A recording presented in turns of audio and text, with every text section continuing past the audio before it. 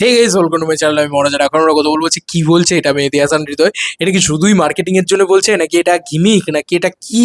তোমরাই আমাকে বলো ভাই, এটা মেহেদী হাসান হৃদয় কি বলছে? বলছে নাকি যে বরবাদের থেকেও বড় নাকি রাক্ষস, বরবাদের থেকেও বেশি ব্রুটালিটি আছে নাকি রাক্ষসে। এটা তো মানে এক্সট্রিম লেভেলে কথা বলা হয়ে যাচ্ছে। মানে আমি জানি না এটা কি কি বাস্তব কি বাস্তব নয়, সত্যিই কি এটা সম্ভব কি সম্ভব নয়, আই ডোন্ট নো।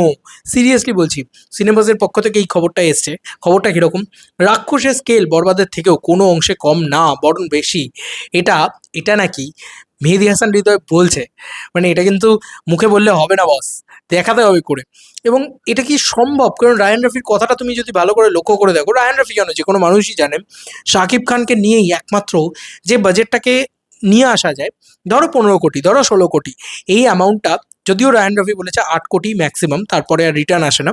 যাই হোক, আমি তারপরেও যদি ধরি 15 কোটি 16 কোটি, এই অ্যামাউন্টটাকে যদি কারোর উপরে লাগানো যায়, সেটা একমাত্র শাকিব খান।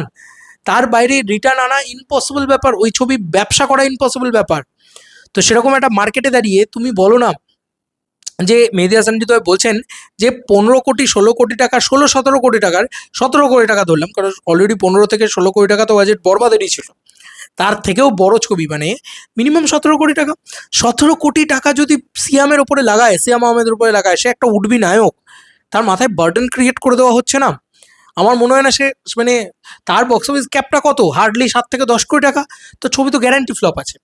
মানে এটা তো কোথাও কি বোঝা যাচ্ছে। কিন্তু আমরা এটাও বলতে পারবো না, কারণ আমরা এক্স্যাক্টলি জানি না ঘটনাটা কি ঘটেছে, আদৌ উনি এই কথা বলেছেন কিনা, এবং আদৌ এই ছবির বাজেট কত। যদি ওনার স্টেটমেন্টকে ধরি, রাক্ষসের স্কেল বরবাদের থেকে কোনো অংশে কম না, বরং বেশি।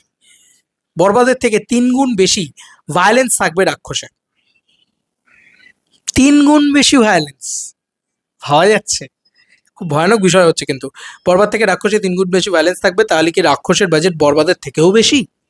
আর এটা যদি সত্যি হয়, তাহলে হয় প্রডিউসার পাগল, হয় প্রডিউসার পাগল, নাহলে প্রচণ্ড প্যাশনেট, যে ভাই আমার টাকা পয়সার দরকার নেই, আমি দান করতে এসেছি ভাই, আমি একটা ভালো ছবি বানাতে এসেছি, ভালো ছবি বানাবো, চলে যাব, লোকে বলবে, বাহবা দেবে যে আহা হা কী ছবি বানিয়েছে। এটা হচ্ছে প্রথম পয়েন্ট।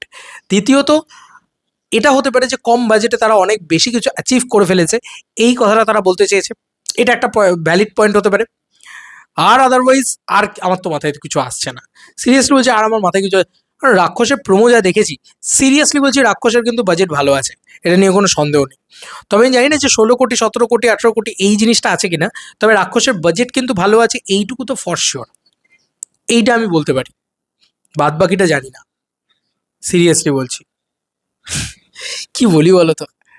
তবে রাক্ষস নিয়ে আমি প্রচণ্ড এক্সাইটেড, প্রচণ্ড এক্সাইটেড। যতটা বরবাদ নিয়েছিলাম ততটাই এক্সাইটেড। কারণ দেখো, বরবাদ নিয়ে কম এক্সাইটমেন্ট প্রথম দিকে ছিল, তার কারণ হচ্ছে আমি চিনিই না মেহেদী হাসান হৃদয়কে। তার প্রথম ছবি সে প্রমাণ করেছে।